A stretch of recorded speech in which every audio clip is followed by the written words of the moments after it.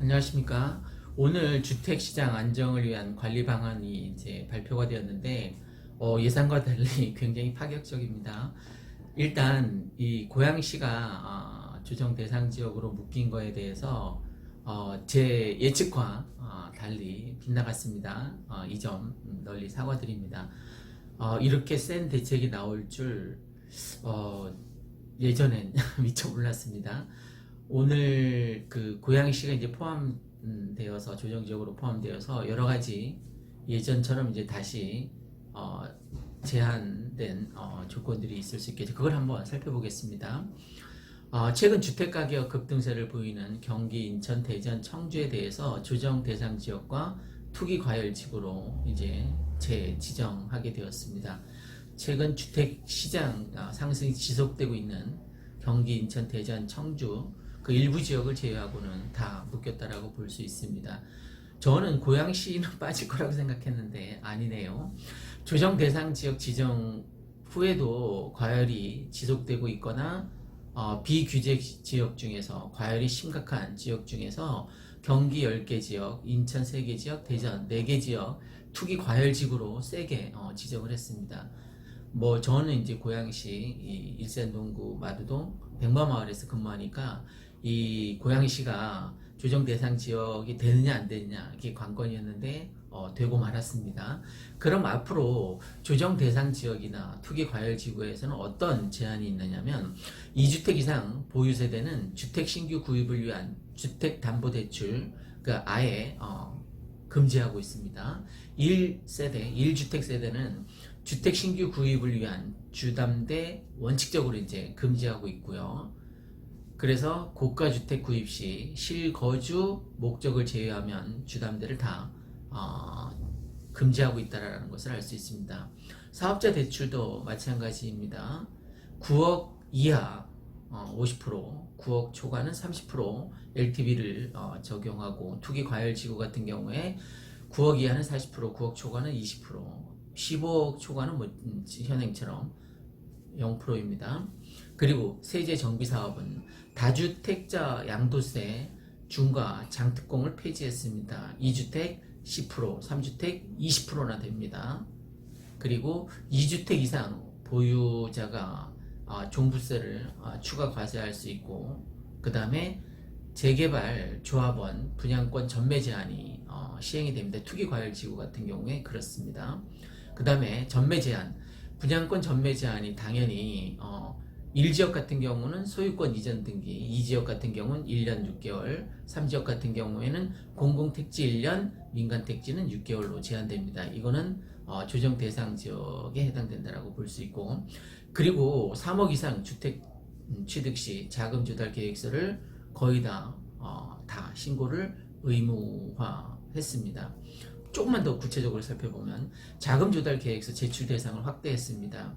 현행은 제출 대상이 투기 과열 지구, 조정 대상 지역 내 3억 원 이상 주택 거래 시로 제한되어 있는데 그게 조정 대상 지역 내 투기 과열 지역 내 3억 원 미만 저가 주택의 경우 자금 출처 조사 등 실효성이 있는 투기 수요를 점점 한계하고 있습니다. 네,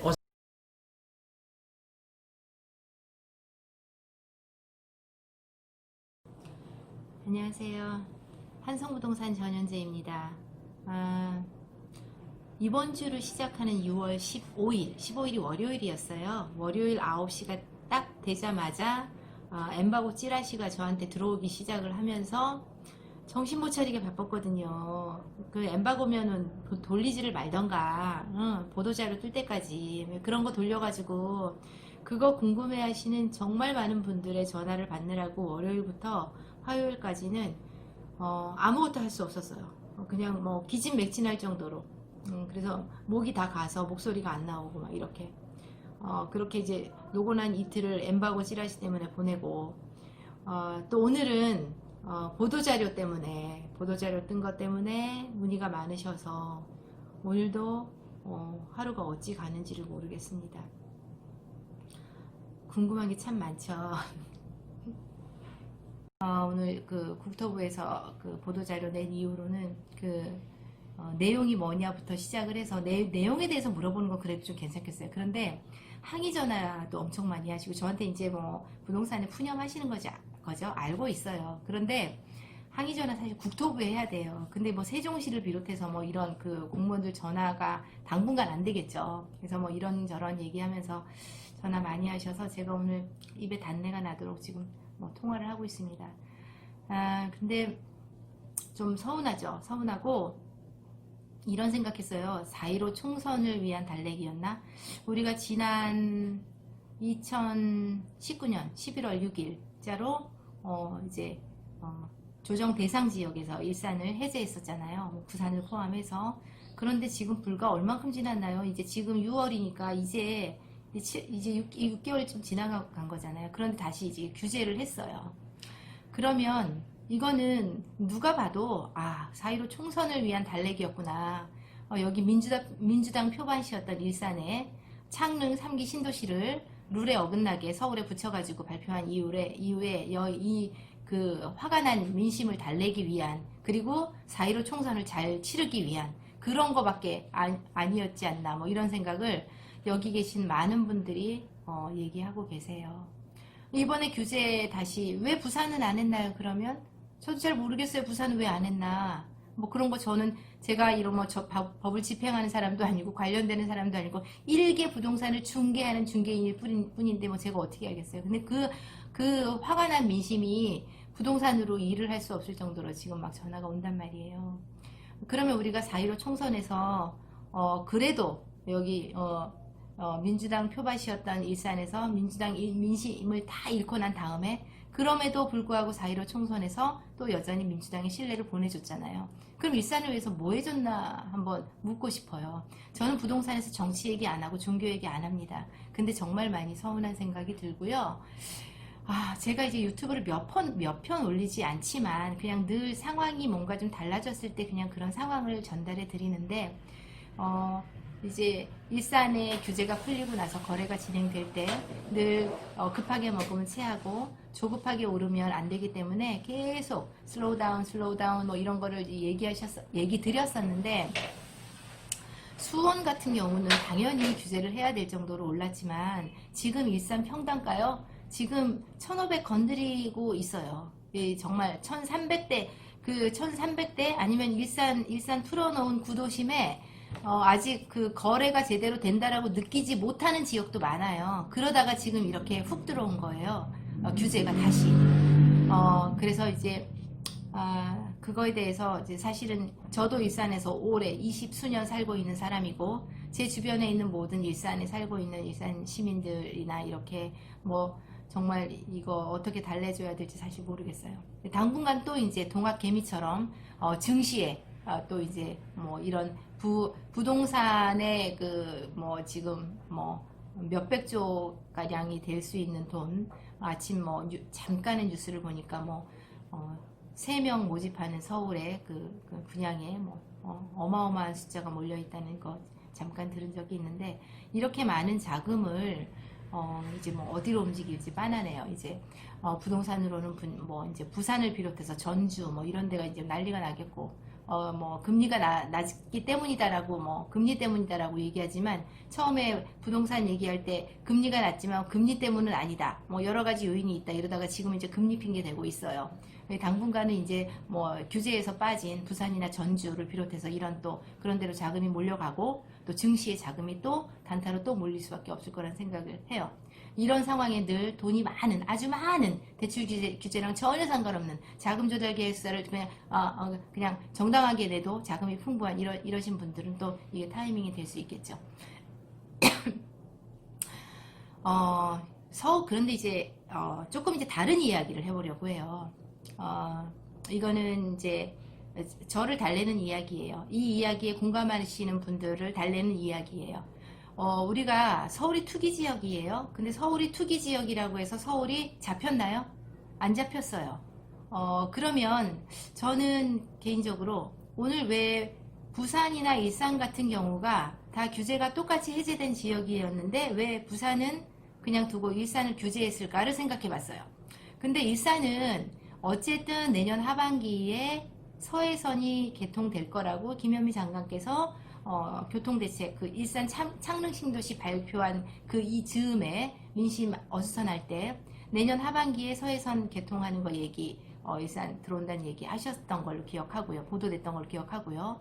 그 다음에 GTX가 2023년 12월이라고 얘기했는데 당연히 늦어져서 2020한 5, 6년 정도에 되지 않을까 생각하는데, 그런 예고된 교통대책 이런 것들 때문에 일산을 먼저 좀 누르지 않았나. 근데 사실 지금 거래되고 있는 평당가나 일산 규제 풀린 일산 전역에 비하면 거래되는 거 정말 아무것도 아닌데 이제 그냥 덩달아 이렇게 묶어놓은 게 아닌가. 근데 이제 교통 때문일 거라고 생각해요. 그럼 그거는 우리가 조금 교통이라는 거는 지금 조금 전에 제가 서울 투기 지역인데 부동산 안 잡힌 것처럼 일산이 규제를 묶는다 하더라도 일산에 좋은, 그러니까 3호선 멍텅구리 같이 연신내로 돌아가는 그런 노선 아닌 제대로 똘똘한 서해선 들어오고 GTX 개통되고 하면 이거는 당연히 좋은 거일 수밖에 없고, 30년 연한이 되어가는 일산이 분당이나 평촌 이런 데처럼 리모델링이 이제 그 시범 단지 같은 것들이 정해지고 이렇게 수순이 되어야 되는데, 지금 가격으로는 리모델링 얘기 입에도 못 꺼내잖아요. 그 사업성이 없어서 어떻게 하겠어요, 일산 이 가격 가지고. 그렇지만 그런 교통의 아주 따끈따끈한 호재들이, 정말 똘똘한 호재들이 일산에 계속 대기하고 있기 때문에 먼저 덩달아 했을 거라고 생각해요. 그렇지만 일산은 지금 거래되는 거에 비해서는 정말 시기상조예요. 여기 정말 좋은 자족도시고요. 인프라 다 갖춰져 있어요. GTX 들어오면 킨텍스 인근이나 대곡 인근이나 지금은 맨땅이지만 제대로 일자리 들어올 수 있는 준비된 곳이거든요. 그래서 지금 가격 이렇게 꿈틀꿈틀 거리는 걸 가지고 여기 진짜 믿고 표심으로 응원했던 이 지역을 이렇게 지금 민심을 어수선하게 한 거에 대해서는 서운함이 많이 들어요. 그리고 어쨌든 이게 좋은 호재가 있기 때문에 이제 섣불리 조기에 그냥 덩달아 같이 묵지 않았나 이런 생각을 하면서 여러분 위로해드리고 싶어서 네, 짧지만 또 오늘도 두서없이 그냥 이렇게 한번 전해봅니다.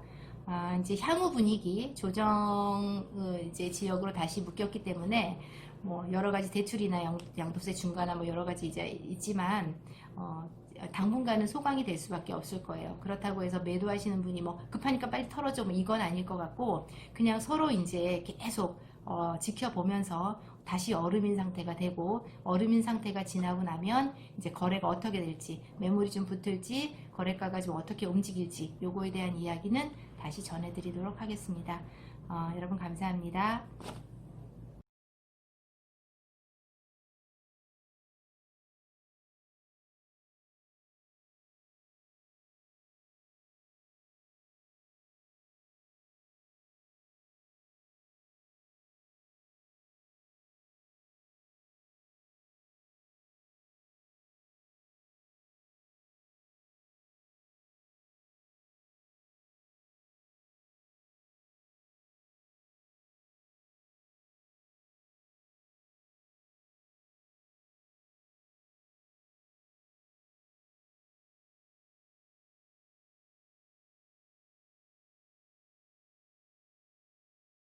안녕하십니까. 일산 아파트 거래 1등 한성부동산입니다.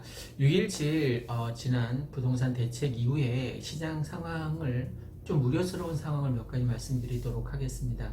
일단 갭 투자자들을 완전히 막아버렸습니다. 전세를 끼고 아파트 투자를 하겠다는 그 원천 차단했는데, 일산 이 백마을 같은 경우도 이제 조정지역으로 묶였으니까 네가 아파트 대출을 받아서 투자할 거면 들어와서 살아라 이죠, 그죠? 전에 주택이 있더라도 그걸 처분하는 조건으로 6개월 이내 처분하고 6개월 이내에 들어와서 살아라인데, 자, 갭투를 이렇게 막으면 뭐가 문제가 되는지 한번 차분하게 살펴보도록 하겠습니다. 자, 지금 이 일산 백마마을 같은 경우는 일산 전역이 백마마을뿐만이 아니라 지금 전세 대란입니다, 그죠? 그 전세 대란의 원인은 그때 말씀드린 것처럼 창릉 3기 신도시 분양받기 위해서 지방에서 서울에서 막 몰려들고 있는 겁니다. 그러니까 이 고양시에 배정된 분양 그게 30% 정도 되는데 1순위가 되기 위해서이죠. 그 1순위가 되기 위해서는 거주 2년 조건을 채워야 됩니다. 그러니까 2년 전에 들어와서 살아서 나중에 창릉 3기 신도시 분양 때 1순위가 되겠다라는 거죠. 그래서 대거 몰려와서 지금 전세 찾기가 거의 힘든 상황입니다. 소위 말하는 전세 대란인 거죠. 그리고 나머지 20% 경기 지역에 이제 배정되어 있는 것도 이제 차순위로 넘어가게 되니까 두 번, 세 번 이제 기회가 있어요. 그죠? 여기 주거지를 옮겨 놓으면. 그래서 지방에서 서울에서 막 몰려들다 보니까 이 일산 백마마을 주변, 일산 전역이 전세 대란입니다. 물론 이쪽 백마마을뿐만이 아니라 서구 강선마을이나 문초마을, 후곡마을 경우도 마찬가지입니다. 일단 일산에 거주를 옮겨놔야 되니까 2년 살아야 되니까 옮겨오는 과정에서 지금 전세 찾기가 참 힘들어진 상황입니다. 자, 그러면 정부에서 계속 갭투를 전세 끼고 사는 것을 막게 되면 어떤 현상이 일어나게 됩니까? 실거주자에게만 이제 허락하는 거예요. 그럼 전세 물건이 어떻게 될까요? 완전 동일하겠죠, 그죠? 전세는 어떻게 해서 생기는 겁니까? 투자자가 전세를 끼고 갭투를 했을 때 그게 다시 전세로 나오는 거죠. 실거주자가 전세를 내놓은 경우는 없지 않습니까? 자기가 살아야 되는데 대부분 투자자들이 전세를 끼고 갭투를 해서 그게 전세 물건으로 나오는 거예요. 근데 지금 조정지역으로 묶어놔서 실거주 위주로 거래를 추진하다 보니까 전세가 나올 수가 없는 거예요. 그죠? 그러니까 투자를 해서 전세 끼고 투자를 해서 와서 살지 않고 그게 매물로 나와야지 전세 물건이 살아있는 거 아닙니까?